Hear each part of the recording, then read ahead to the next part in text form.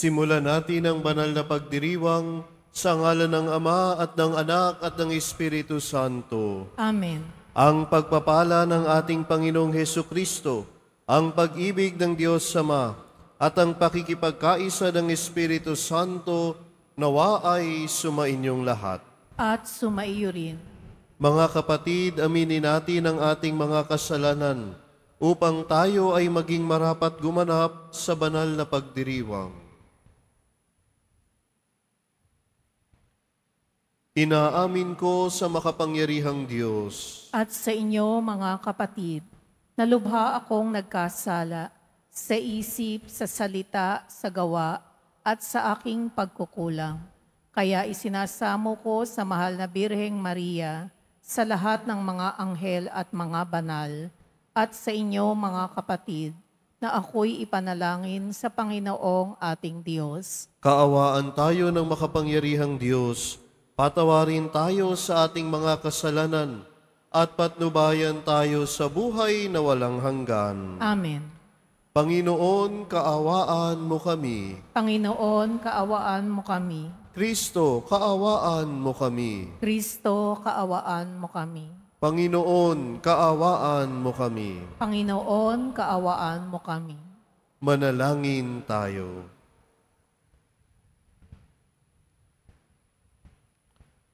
Ama naming makapangyarihan, kaming gumugunita sa mahal na Birheng Maria, ay humihiling na iyong pagbigyan, pakundangan sa kanyang pagdalangin, upang kami pagintapating tumanggap mula sa abot-abot na kaloob mo, sa pamamagitan ni Hesukristo, kasama ng Espiritu Santo, magpasawalang hanggan.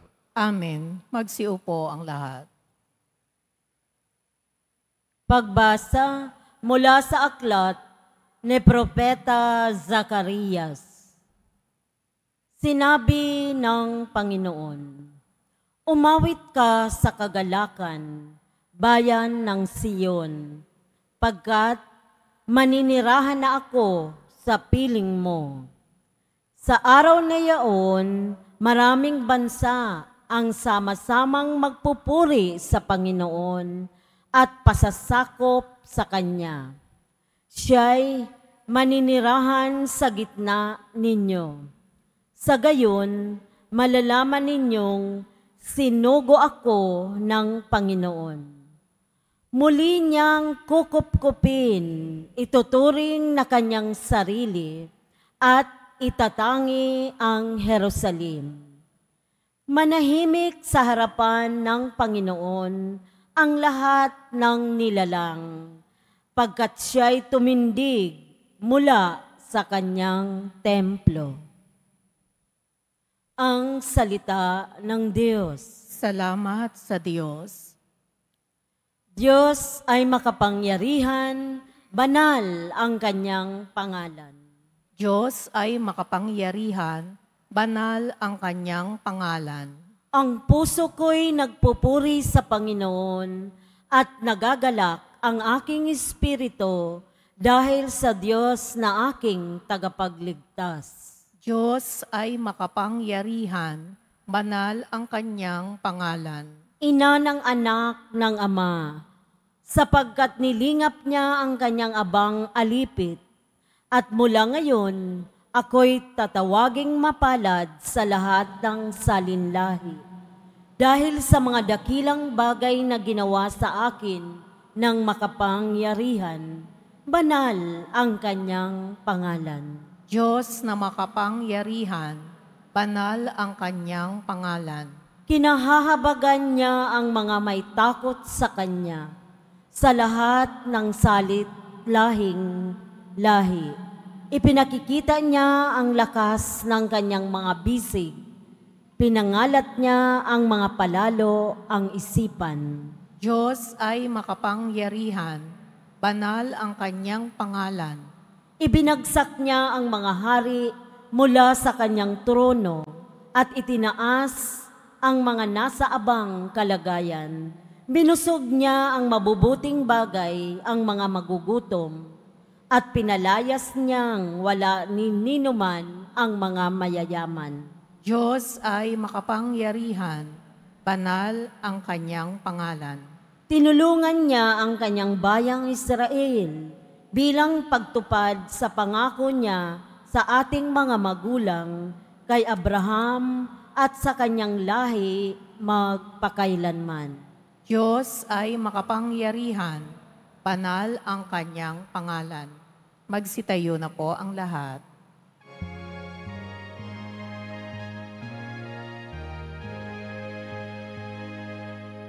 Hallelujah, Hallelujah, Hallelujah, Hallelujah.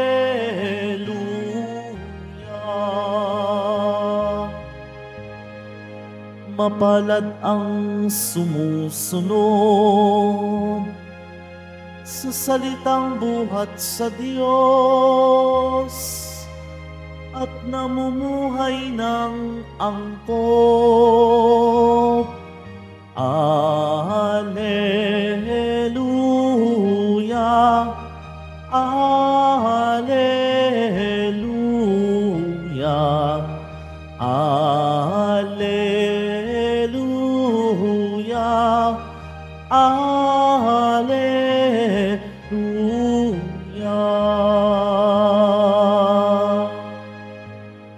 Sumainyo ang Panginoon. At sumaiyo rin. Ang mabuting balita ng Panginoon ayon kay San Mateo. Papuri sa iyo, Panginoon. Noong panahong iyon, samantalang nagsasalita pa si Jesus sa mga tao, dumating ang kanyang ina at mga kapatid. Naghihintay sila sa labas at ibig siyang makausap. May nagsabi sa kanya, "Nasa labas po ang inyong ina at mga kapatid, at ibig kayong makausap." Ngunit sinabi ni Jesus, "Sino ang aking ina, at sino-sino ang aking mga kapatid?" Itinuro niya ang kanyang mga alagad at sinabi, "Ito ang aking ina at mga kapatid, sapagkat ang sino mong sumusunod sa kalooban ng aking amang nasa langit, ang siya kong ina at mga kapatid." Ang mabuting balita ng Panginoon. Pinupuri ka namin, Panginoong Hesukristo. Magsiupo ang lahat. Magandang umaga po sa inyong lahat. Maaari niyo ba munang tingnan ang inyong mga katabi at sabihin sa katabi, "Mahal ka ng Diyos." Narinig natin sa ating mga pagbasa ngayon na tayo'y pinapaalalahanan ng Diyos sa kanyang wagas sa pagmamahal at habag. Sa ating ebanghelyo, itinuturo ni Jesus na ang tunay na pamilya ng Diyos ay hindi lamang nakabatay sa dugo, hindi lamang nakabatay sa pisikal na kaugnayan, kundi sa pagsunod sa kalooban ng Diyos. Kaya nga sinabi ni Jesus, "Sino mang sumusunod sa kalooban ng aking Ama na nasa langit, siya ang aking kapatid na lalaki, kapatid na babae at ina." Ikaw at ako, tayong lahat ay tinatawag na maging bahagi ng pamilya ng Diyos sa pamamagitan ng pagsunod sa kanyang kalooban. Mga kapatid, kung susuriin natin ang ating sarili, nakahanda nga ba talaga tayo na sundin ang kalooban ng Diyos? Madalas sa ating buhay, kung ano ang gusto natin, iyon ang dapat masunod. Kung ano ang nais natin, iyon na lamang ang ating pinakikinggan. Minsan, nahihirapan natin na sundin ang kalooban ng Diyos dahil sa ating mga personal na kagustuhan at kahinaan. Madalas kasi, hindi tayo marunong makinig. Madalas kasi, kung ano ang nais natin, iyon ang ating ipagpipilitan. Ngunit sa pamamagitan ng ating pagsusumikap at pagtitiwala sa kanyang awa at gabay, nagiging posible ang lahat. Sino ang aking ina? Sino ang aking mga kapatid? Sinabi ito ni Jesus, hindi upang itanggi si Maria, kundi upang matularan natin si Maria na laging handa na sundin ang kalooban ng Diyos. Ang buong buhay ni Maria ay buhay na pagsunod sa kalooban ng Ama kasi buo ang tiwala ni Maria sa Diyos. Hindi na siya nagduda. Buong buo ang kanyang tiwala sa kabila ng lahat. At yan din ang paanyaya sa akin at sa iyo. Matularan nawa natin si Maria. Magtiwala tayo sa Diyos. Oo, at ang ating buhay ay puno ng mga hamon at pagsubok. Marami tayong nararanasan ng mga pagkadapa o paghihirap. May mga nagkakasakit, may nawalan ng trabaho, may mga nawalan ng mahal sa buhay, may mga dagok na kinakaharap. Bahagi naman talaga yan ng buhay ng isang tao na naglalakbay. Ngunit sa kabila ng lahat, ibigay pa din natin ang ating buong tiwala sa Diyos. Masunod nawa natin ang kalooban ng Diyos sa ating buhay. Buong pagtitiwala ang ibigay natin sa Diyos na sa kabila ng mga hirap, sa kabila ng mga sakit, ng mga nararanasan, nakahanda nawa tayo na masunod ang kanyang kalooban. Sa mga pag-aalinlangan at hindi kasiguraduhan sa buhay, ilagay natin sa Diyos ang ating pagtitiwala. Sa mga pagkakataon na nawawala na ng lakas na sumunod sa kalooban ng Diyos, ilagay natin ang buong tiwala natin sa Diyos. Sa mga pagkakataon na nanghihina ang ating loob upang tuklasin ang kanyang kalooban, ipanatag natin ang ating loob sa habag ni Jesus. Mga kapatid, matuto nawa tayong makinig. Matuto nawa tayong sumunod sa kalooban ng Diyos.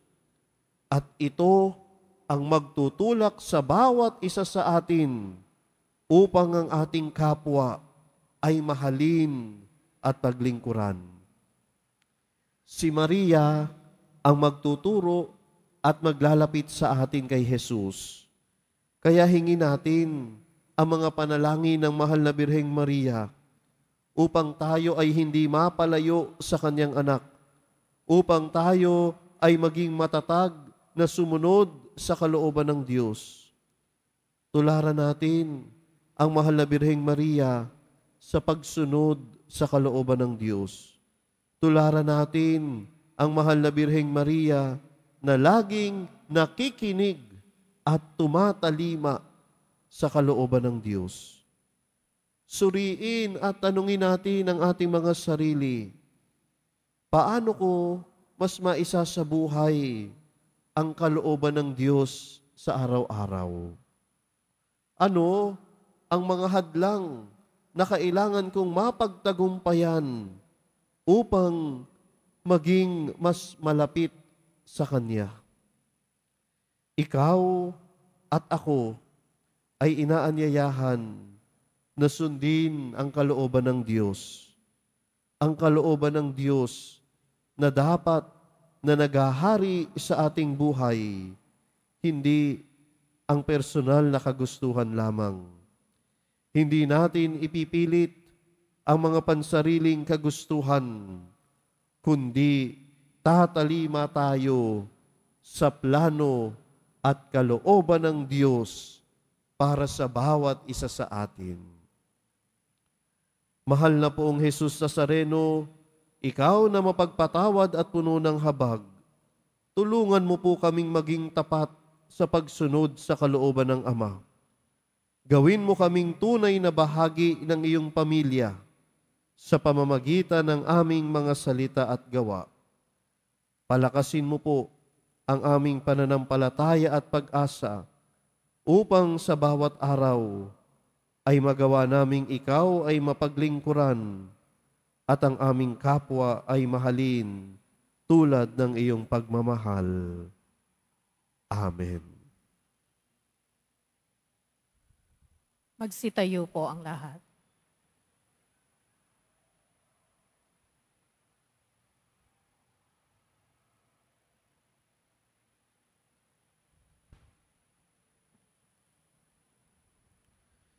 Minamahal kong mga kapatid, sa araw na ito sa pagunita natin sa pagdadala kay Maria sa templo, hilingin natin sa Ama na ipagkaloob sa atin ang biyaya ng pagiging bukas loob sa pag-aalay ng ating buhay sa Diyos. Sa bawat panalangin ang ating itutugon, Panginoon, baguhin mo kami upang maging katulad ni Maria, ang aming ina. Panginoon, baguhin mo kami upang maging katulad ni Maria, ang aming ina. Ang paglilingkod ng mga lalaki at babae, naway iyalay ng simbahan bilang karapat-dapat na handog sa Diyos. Manalangin tayo. Panginoon, baguhin mo kami upang maging katulad ni Maria, ang aming ina. Ang lahat ng sumasampalataya kay Kristo, naway dinggin ang tinig ng Diyos na nanawagan sa lahat upang maging banal. Manalangin tayo. Panginoon, baguhin mo kami upang maging katulad ni Maria, ang aming ina.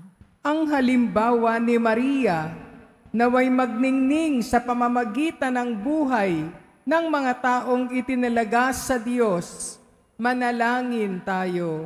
Panginoon, baguhin mo kami upang maging katulad ni Maria, ang aming ina. Ang mga may sakit at mga nagdurusa, naway maramdaman ang presensya ni Kristo sa pamamagitan ng ating nakapagpapasiglang presensya. Manalangin tayo. Panginoon, baguhin mo kami upang maging katulad ni Maria, ang aming ina. Ang mga yumao, naway maging karapat-dapat ang kanilang sakripisyo sa pamamagitan ng ating matuwid na pamumuhay. Manalangin tayo. Panginoon, baguhin mo kami upang maging katulad ni Maria, ang aming ina. Panginoon, ipagkaloob mo na kami tulad ni Maria, ay tumugon ng pagsang-ayon sa iyong kalooban at tuparin ito sa aming mga buhay. Inihiling namin ito sa pamamagitan ni Kristo na aming Panginoon. Amen. Magsiupo ang lahat.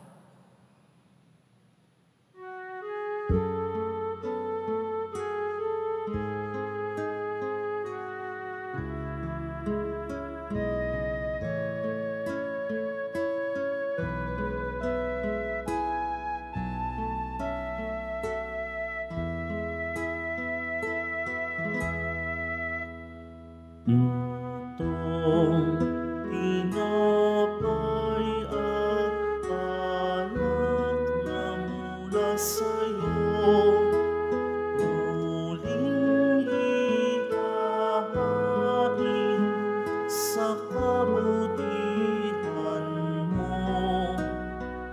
Kunin at tanggapin alay sa'yo, pasasalamat ng puso.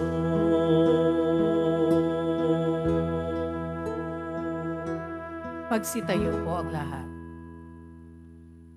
Manalangin kayo mga kapatid, upang ang paghahain natin ay kalugdan ng Diyos Amang makapangyarihan. Tanggapin nawa ng Panginoon itong paghahain sa iyong mga kamay, sa kapurihan niya at karangalan, sa ating kapakinabangan at sa buong sambayanan niyang banal. Ama naming lumikha, ang iyong nagkatawang taong anak ay tumulong nawa sa aming ginagawa, upang siya na iniluwal ni Maria nang di bumawas kundi lalo pang nagpaganap sa pagkabirhen, ay magpaging tapat na kalugdan mo ang aming paghahain sa ikapagpapatawad ng mga kasalanan, sapagkat siya ang Panginoon, kasama mo at ng Espiritu Santo, magpasawalang hanggan. Amen. Sumainyo ang Panginoon. At sumaiyo rin. Itaas sa Diyos ang inyong puso at diwa. Itinaas na namin sa Panginoon. Pasalamatan natin ang Panginoong ating Diyos. Marapat na siya ay pasalamatan. Ama naming makapangyarihan, tunay ngang marapat na ikaw ay aming pasalamatan. Bukod mong pinagpalang maging ina ni Hesukristo, ang mahal na birheng nagpupuri at nagagalak sa iyo. Ikaw ang gumagawa ng tanang dakilang bagay. Ikaw ang lumilingap sa lahat kailanman. Nilingap mo ang mahal na birhen bilang iyong abang alipin, na iyong binigyan ng tungkuling kumalinga sa anak mong manunubos namin. Kaya kaisa ng mga anghel na nagsisiawit ng papuri sa iyo, nang walang humpay sa kalangitan, kami nagbubunyi sa iyong kadakilaan. Santo, Santo, Santo, Panginoong Diyos ng mga hukbo, napupuno ang langit at lupa ng kadakilaan mo, o sana sa kaitaasan. Pinagpala ang naparirito sa ngalan ng Panginoon, o sana sa kaitaasan. Magsiluhod po ang lahat. Ama naming banal, ikaw ang bukal ng tanang kabanalan, kaya't sa pamamagitan ng iyong Espiritu, gawin mong banal ang kaloob na ito upang para sa amin maging katawan at dugo ng aming Panginoong Hesukristo. Bago niya pinagtiis ang kusang loob na maging handog, hinawakan niya ang tinapay, pinasalamatan kanya, pinaghati-hati niya iyon, iniabot sa kanyang mga alagad at sinabi, "Tanggapin ninyong lahat ito at kahanin. Ito ang aking katawan na ihahandog para sa inyo."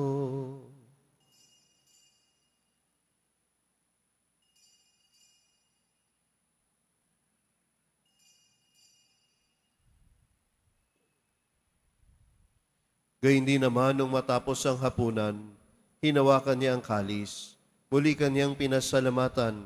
Iniabot niya ang kalis sa kanyang mga alagad at sinabi, "Tanggapin ninyong lahat ito at inumin. Ito ang kalis ng aking dugo, ng bago at walang hanggang tipan. Ang aking dugo na ibubuhos para sa inyo at para sa lahat, sa ikapagpapatawad ng mga kasalanan. Gawin ninyo ito sa pag-alala sa akin."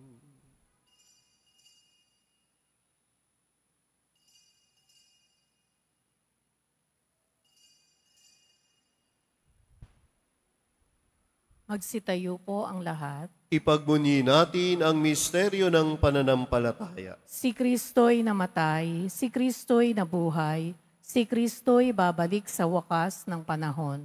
Ama, ginagawa namin ngayon ang pag-alala sa pagkamatay at muling pagkabuhay ng iyong anak, kaya tiniaalay namin sa iyo ang tinapay na nagbibigay buhay at ang kalis na nagkakaloob ng kaligtasan. Kami nagpapasalamat dahil kami iyong minarapat at tumayo sa harap mo para maglingkod sa iyo. Isinasamo namin kaming magsalo-salo sa katawan at dugo ni Kristo ay mabuklod sa pagkakaisa sa pamamagitan ng Espiritu Santo. Ama, lingapin mo iyong simbahang laganap sa buong daigdig. Puspusin mo kami sa pag-ibig, kaisa ni Francisco na aming Papa, ni Jose na aming Obispo, at ng Tanang Kaparian. Alalahanin mo rin ang mga kapatid naming nahimlay nang may pag-asang sila'y muling mabubuhay, gayon din ang lahat ng mga pumanaw. Kaawaan mo sila at patuloyin sa iyong kaliwanagan. Kaawaan mo at maging tapatin kaming lahat na makasalo sa iyong buhay na walang wakas, kaisa ng mahal na Birheng Maria na ina ng Diyos, ng kabiyak na puso niyang si San Jose, kaisa ng mga apostol, ni Amang San Benito at ng lahat ng mga banal na namuhay dito sa daigdig ng kalugod-lugod sa iyo, maipagdiwang nawa namin ang pagpupuri sa ikararangal mo sa pamamagitan ng iyong anak na aming Panginoong Hesukristo. Sa pamamagitan ni Kristo, kasama niya at sa Kanya, ang lahat ng parangal at papuri ay sa iyo, Diyos samang makapangyarihan, kasama ng Espiritu Santo, magpa sa walang hanggan. Amen. Sa tagubiling ng mga nakagagaling na utos at turo ni Jesus na Panginoon natin at Diyos, ipahayag natin ang lakas loob. Ama namin, sumasalangit ka.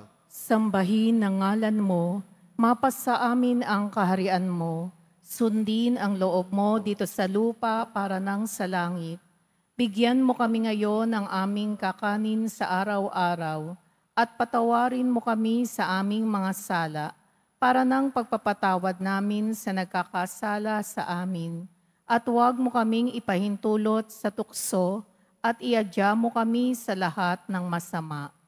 Hinihiling namin kami iadya sa lahat ng masama, pagkalooban ng kapayapaan araw-araw, iligtas sa kasalanan at ilayo sa lahat ng kapahamakan, samantalang aming pinananabikan ang dakilang araw ng pagpapahayag ng tagapagligtas naming si Hesukristo. Sapagkat iyo ang kaharian at ang kapangyarihan at ang kapurihan, magpakailanman. Amen.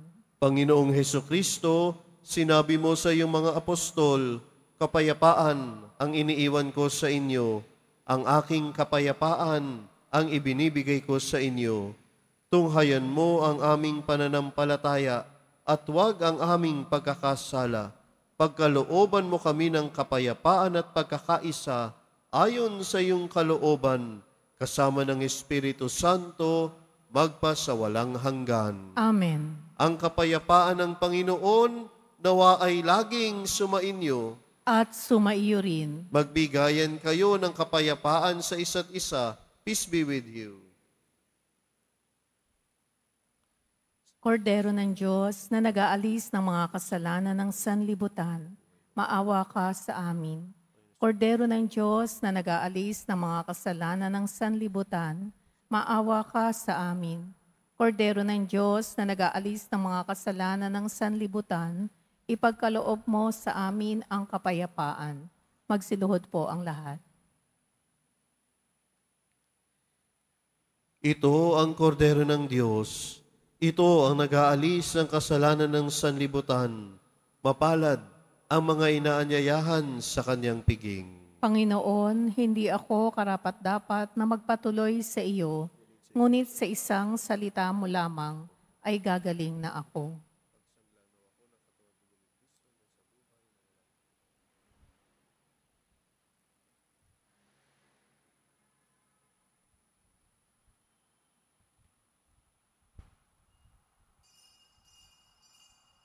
Para sa lahat ng tatanggap ng banal na komunyon, sasagot po tayo ng Amen. Pagkasabi ng pari o ng lay minister ng katawan ni Kristo at isubo agad sa bibig bago umalis sa harapan ng pari o ng lay minister. Sumunod po tayo.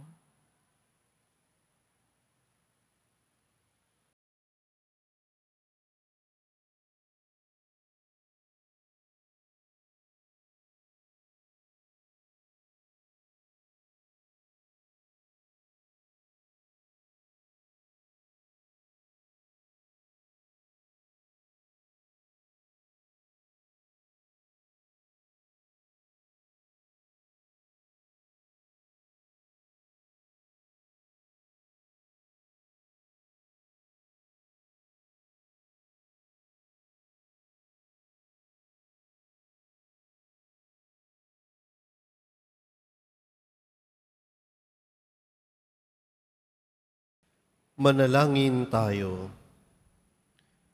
Ama naming mapagmahal, sa pagsasalo namin sa banal na pakikinabang, ang iyong kagandahang loob ay aming hinihiling upang ang pagpaparangal namin sa mahal na Birhen at pagtulad namin sa Kanya ay magpagindapat na aming paglingkuran ang pagganap sa kaloob mong kaligtasan sa pamamagitan ni Jesucristo kasama ng Espiritu Santo magpasawalang hanggan. Amen.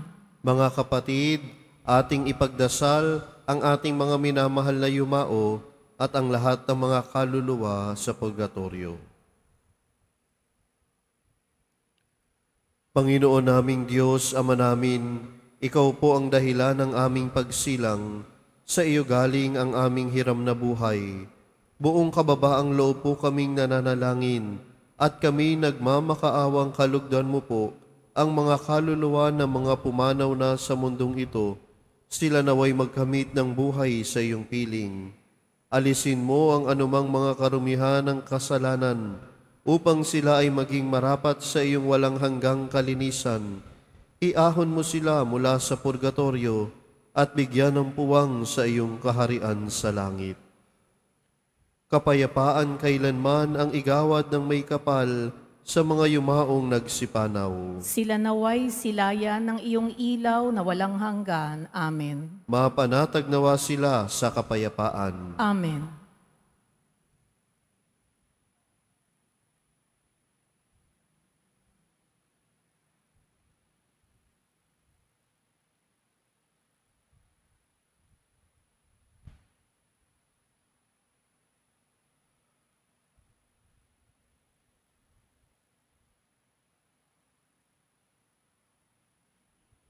Sumainyo ang Panginoon. At sumaiyo rin. Mahal na pong Jesus Nazareno, inihayag mo sa pamamagitan ng krus ang walang maliw na pag-ibig ng Diyos sa sangkatauhan.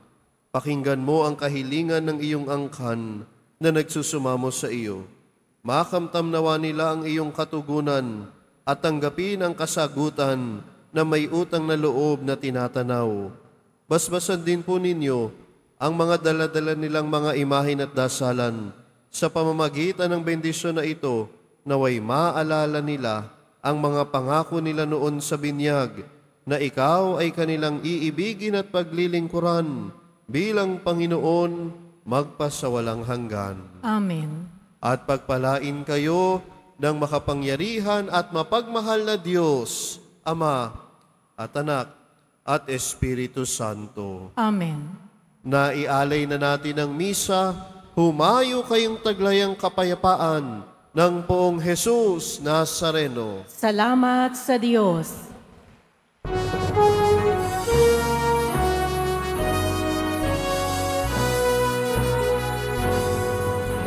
O Padre Jesus Nazareno, sinasamba ka namin, pinipintuho ka namin, aral mo ang aming buhay at kaligtasan.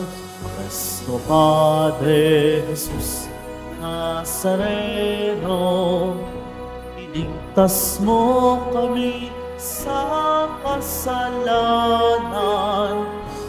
Ang krus mong pinamatayan ay sagisag ng aming kaligtasan.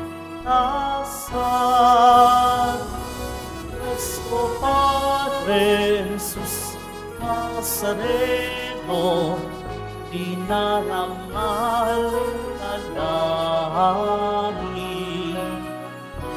Cristo Padre Jesus Nazareno, ilulwalhati amin.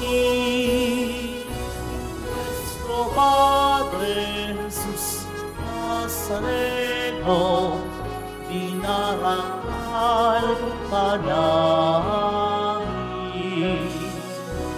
Nuestro Padre Jesus Nazareno, ilulwalhati